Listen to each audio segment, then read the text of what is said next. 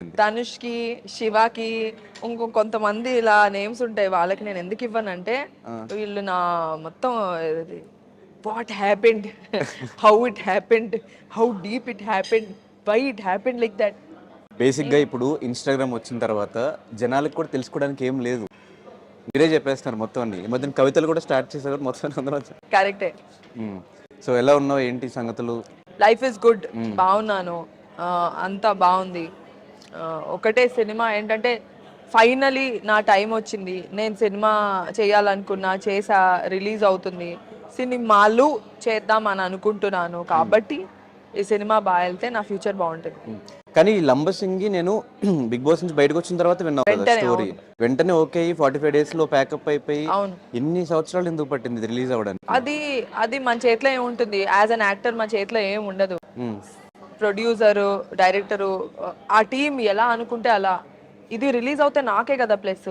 ఇది ఈ పార్టీకి రిలీజ్ అయిపోయి ఉంటే నాకు ఆపర్చునిటీస్ ఇంకా బాగా వచ్చి ఉండేవి, ఇంకా అయితే వచ్చి ఉండేవి. లేకపోతే అమ్మాయి బాగా చేస్తుందని తెలిసి ఉండేది, లేకపోతే బాగా చేయట్లేదని తెలిసి ఉండేది. సంథింగ్ ఏదో ఒక ఆన్సర్ అయితే వచ్చేసేది. So I'm also waiting.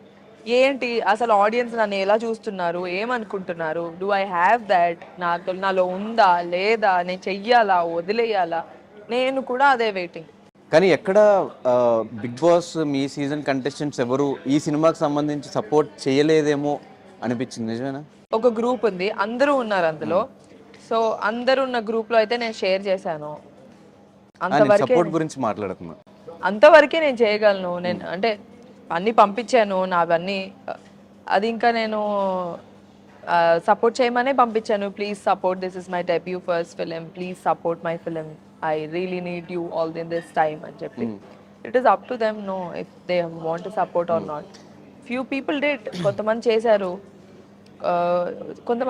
కొంతమంది పోస్ట్ చేశారు, షేర్ చేశారు. సో మిగతా టైంలో వాళ్ళు ఎవరికి ఫోన్లు చేయకుండా, మిగతా టైంలో వాళ్ళ సినిమాలు రిలీజ్ అయినప్పుడు సపోర్ట్ చేయకుండా, మన సినిమా రిలీజ్ అయినప్పుడు మాత్రం సపోర్ట్ కోరుకోవడం.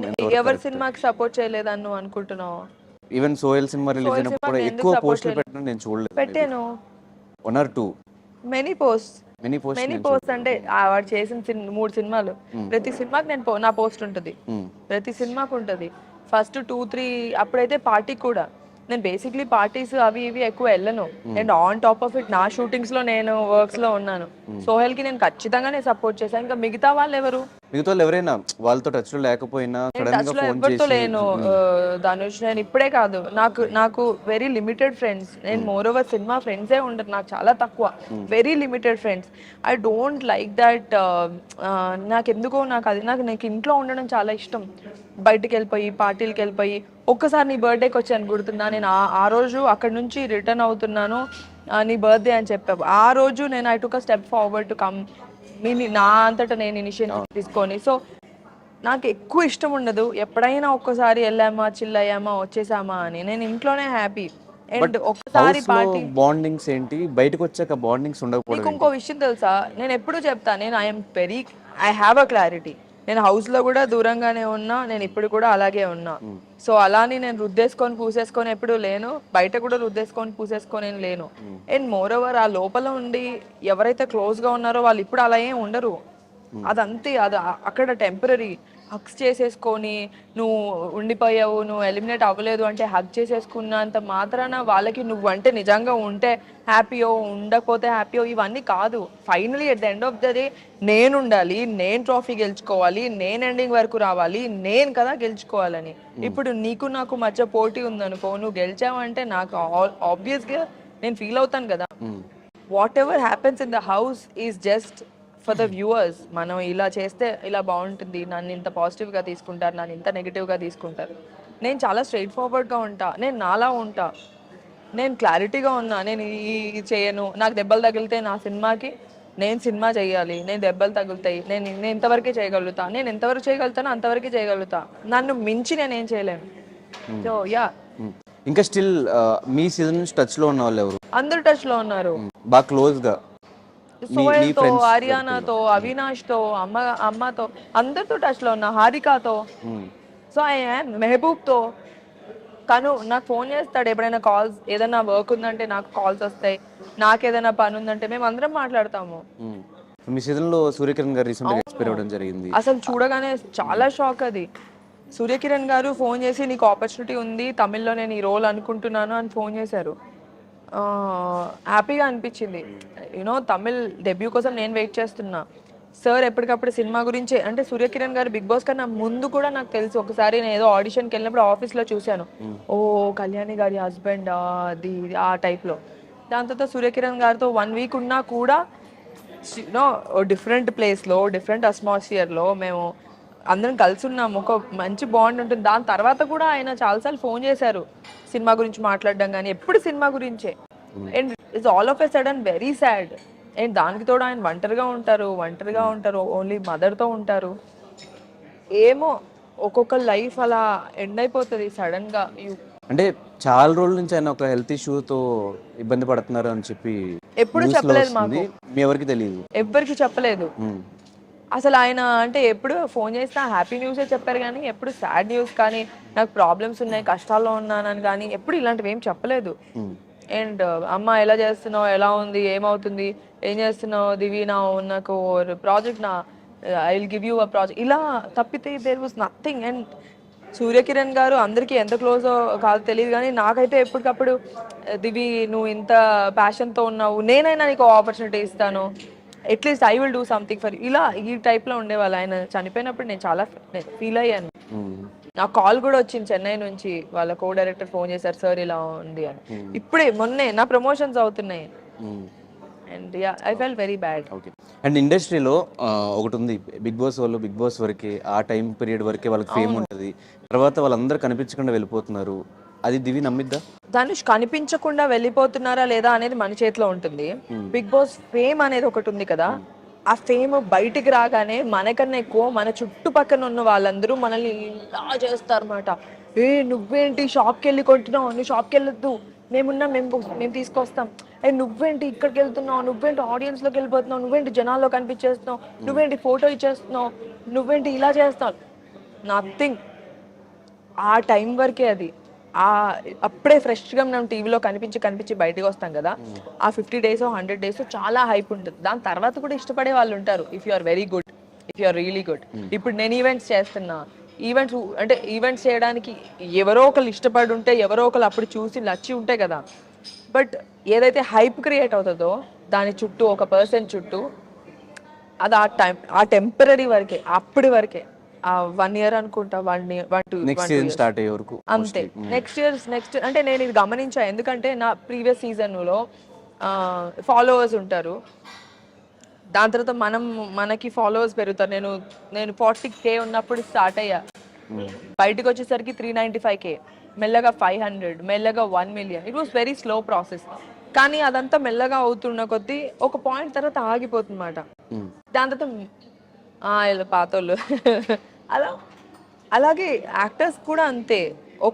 ఒక పీరియడ్ ఉంటుంది, ఆ పీరియడ్ వరకే దాని తర్వాత యూ షుడ్ ఆల్సో అంటే రియాలిటీలో బతకాలి ధనుష్.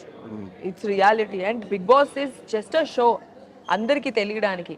అందరికీ తెలిసిన తర్వాత నెక్స్ట్ ఏంటి, మన ఫ్యూచర్ ఏంటి, మన ప్లానింగ్ ఏంటి, మనం చేసుకోవాలి, మనం కష్టపడుతూ ఉండాలి. ఏది ఊరికే రాదు, కష్టపడితేనే వస్తుంది. ఇదే సోహెల్ చెప్పిన మాట. బిగ్ బాస్ అంత సపోర్ట్ చేశారు, జై సోహెల్ అన్న అంత అరిచారు. నేను ఒక సినిమా తీస్తే, సినిమా రిలీజ్ చేస్తే మీరు ఎందుకు చూడట్లేదు, ఎందుకు నెగిటివిటీ స్ప్రెడ్ చేస్తున్నారు?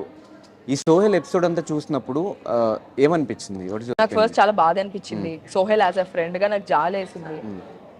కానీ ఇప్పుడు టీవీలో చూడడము ఒక మైనస్ ధనుష్. టీవీలో జనాలు చూసేశారనుకో, జనాలని కాదు, మన సినిమా ప్రపంచం అలాంటిది. అంటే వాళ్ళు ఏమనుకుంటారో, వీడు టీవీలో కనిపించాడు, ఏ అమ్మాయి టీవీలో కనిపించింది, వీళ్ళు థియేటర్లో పెడితే, మెయిన్ యాక్టర్గా పెడితే ఆడియన్స్ చూస్తారో లేదో, వీళ్ళు టీవీలో చూస్తాం కదా, వీళ్ళు చూస్తారు కదా, regular faces, TV people no అలా.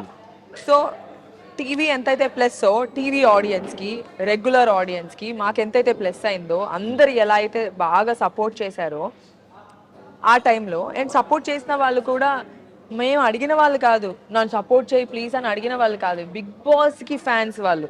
దివికో, సోహెల్కో, ఇంకొకరికో ఫ్యాన్స్ కాదు. బిగ్ బాస్ అనే ఒక షోకి, పక్కింట్లో ఏం జరుగుతుందని ఒక షోకి అంటే ఇంట్రెస్ట్, ఆ షోకి ఫ్యాన్స్ వాళ్ళు. షోకి ఇప్పుడు నా ఫ్రెండ్ ఒకడు ఉన్నాడు, ఆ ముందు కూర్చున్నాడు, వాడికి బిగ్ బాస్ అంటే వీడే అన్న స్పెక్స్ తీయట్లా. Theatre specs. షోకి ఫ్యాన్స్ మారుతారు ధనుష్. ఒక షోకి ఒక ఫ్యాన్స్. ఇప్పుడు నేను అడగకుండా నన్ను సపోర్ట్ చేసి నెక్స్ట్ సీజన్ లో ఇంకోళ్ళకి సపోర్ట్ చేసి నెక్స్ట్ సీజన్ లో ఇంకో అయిపోతుంది. అది ఒక టైం అంతే. That's a temporary thing. Year కి మారుతూ ఉంటారు, 3 months కి మారుతూ ఉంటారు వాళ్ళ ఫ్యాన్. సో ఆ టైం వరకే మనకి సపోర్ట్ అండ్ అడగకుండా ప్రేమగా ఇష్టంగా చాలా బాగా చేస్తారు. దాని తర్వాత ఉంటారు కొంతమందే ఉంటారు, అప్పుడు ఇంత భారీగా ఉంటే తర్వాత ఇంత తగ్గిపోతారు. కొంతమంది ఉంటారు సపోర్ట్ చేసే వాళ్ళు. సినిమాకి వచ్చేసరికి పర్సెప్షన్ మారిపోతుంది, థాట్ ప్రాసెస్ మారిపోతుంది.